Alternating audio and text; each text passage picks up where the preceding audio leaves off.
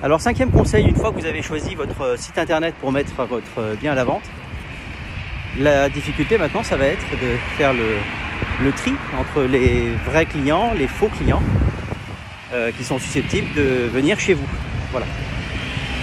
Il y a quand même des gens plutôt mal intentionnés qui profitent des annonces pour savoir si votre appartement est vide, si vous êtes sur place, qui vont éventuellement vous demander l'adresse, juste pour être sûr que vous n'y êtes pas de tel jour à tel jour ou de telle heure à telle heure, et éventuellement votre appartement peut être vraisemblablement vide.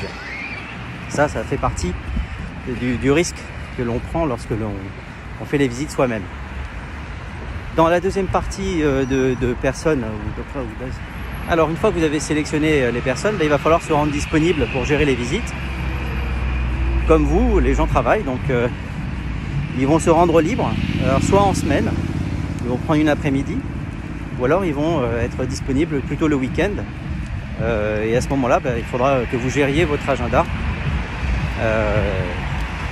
pour vous rendre disponible et faire la visite. Alors une fois que vous avez sélectionné les personnes, il va falloir se rendre disponible pour gérer les visites. Comme vous, les gens travaillent, donc ils vont se rendre libres, alors soit en semaine, ils vont prendre une après-midi, ou alors ils vont être disponibles plutôt le week-end.